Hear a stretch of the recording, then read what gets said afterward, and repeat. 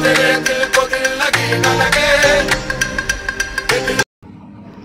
pertama dalam praktikum analisis asam salisilat dalam krim dengan metode KLT ini dilakukan dengan cara membuat larutan pengembang atau eluan terlebih dahulu yang terdiri atas metanol, asam asetat, dan etil asetat dengan perbandingan 3:6:1. Setelah semua larutan tersebut diukur volumenya, kemudian dimasukkan ke dalam chamber.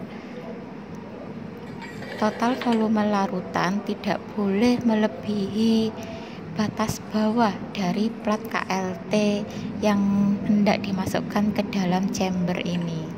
Jadi misal batas bawahnya itu sekitar 1 cm, maka total volume larutan eluen harus di bawah 1 cm.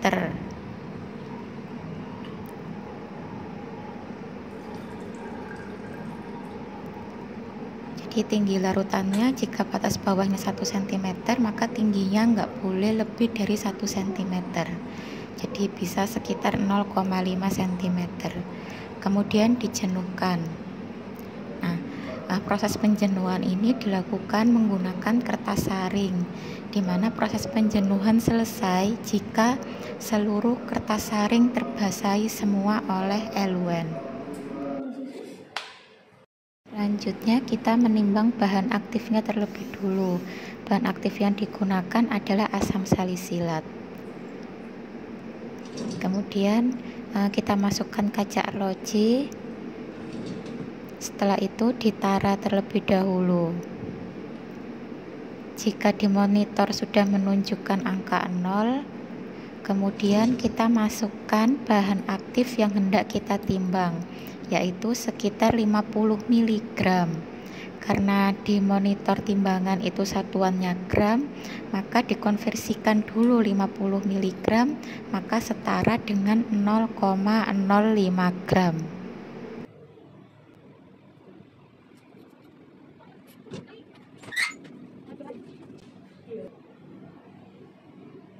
Selanjutnya sampel asam salisilat. Di sini sampel asam salisilat yang kita gunakan adalah sampel 88. Pertama kita timbang dulu beker glass, kemudian ditara. Setelah muncul di layar monitor muncul angka 0, kemudian kita timbang krimnya sebesar 0,05 gram.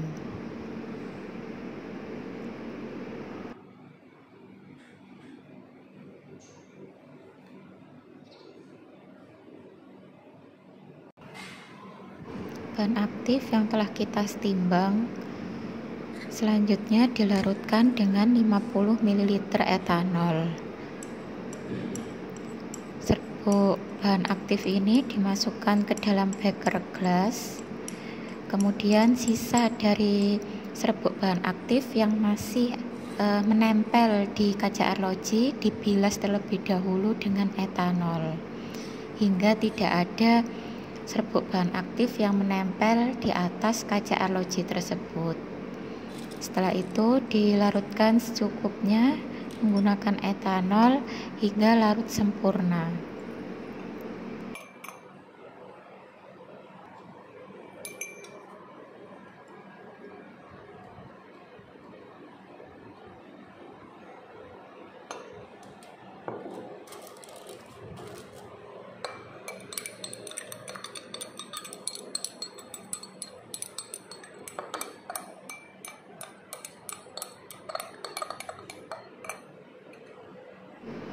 Setelah larut sempurna, kemudian dimasukkan ke dalam labu ukur 50 ml. Setelah itu ditambahkan dengan etanol hingga tanda batas.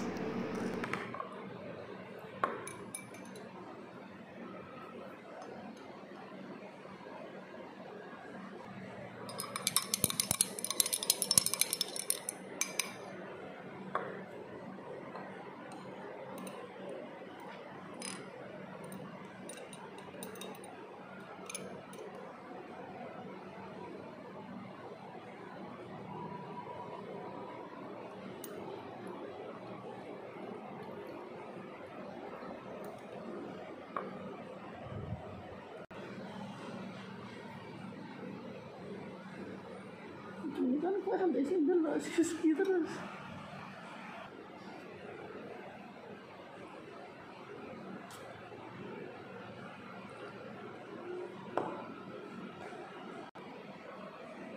Sampel krim yang telah ditimbang tadi ditambah dengan etanol secukupnya, kemudian dilarutkan hingga larut.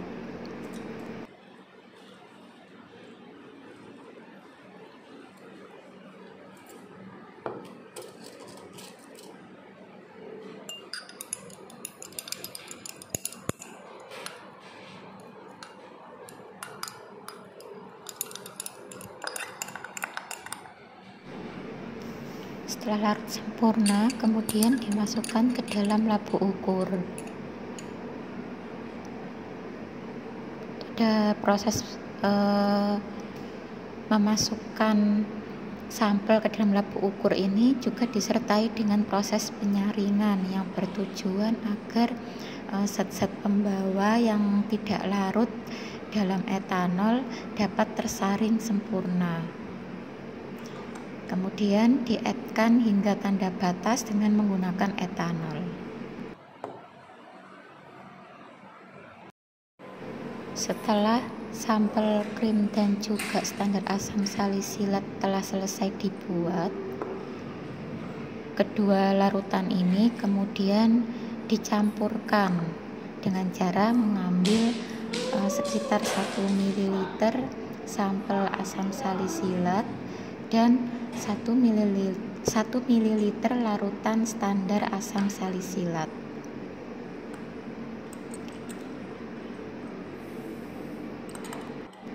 Tujuan pembuatan larutan campuran sampel krim dengan standar asam salisilat ini untuk mempertegas apakah nanti ketika ditotolkan ke dalam plat KLT memberikan hasil yang sama dengan standarnya.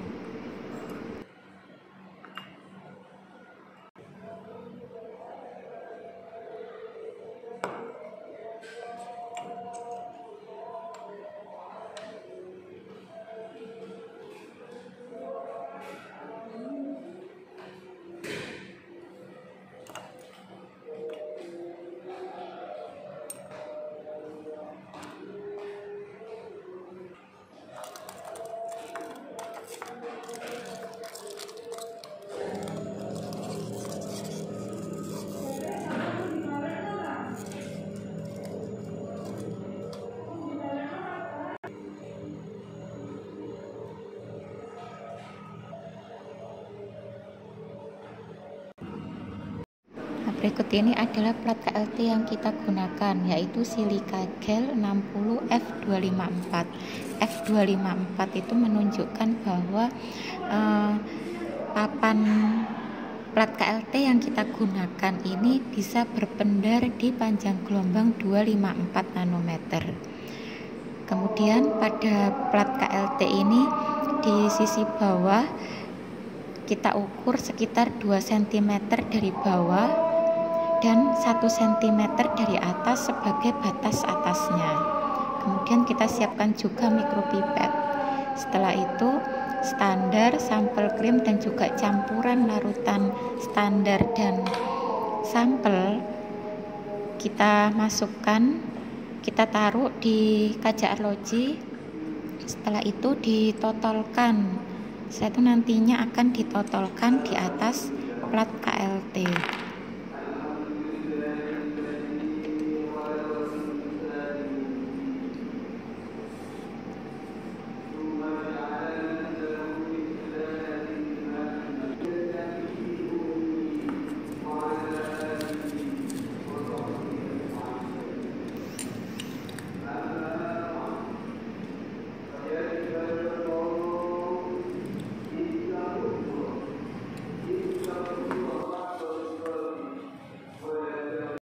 Proses penotolan dilakukan menggunakan mikropipet. Jadi misalnya larutan standar kita totolkan menggunakan mikropipet, kemudian ditotolkan ke plat KLT tersebut. Proses penotolan ini jangan terlalu menekan plat KLT-nya, karena jika terlalu menekan nanti akan merusak platnya. Nah, kalau plat itu rusak akan mempengaruhi proses pemisahan. Nanti di tiap-tiap titik noda A, B, dan C diisi dengan misalnya yang A itu standar, B sampel plus standar, dan C sampelnya. Setelah proses penotolan selesai, kita lihat dulu apakah bejananya sudah jenuh atau belum. Jika kertas saringnya sudah terbasahi semua oleh larutan eluen, kemudian kita masukkan plat KLT ke dalam bejana. Kemudian kita tunggu hingga fase geraknya ini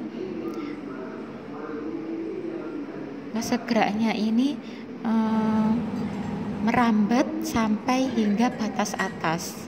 Jika sudah sampai batas atas, kemudian kita keringkan sebentar, kemudian kita amati nodanya dengan menggunakan sinar UV pada panjang gelombang 254 nanometer.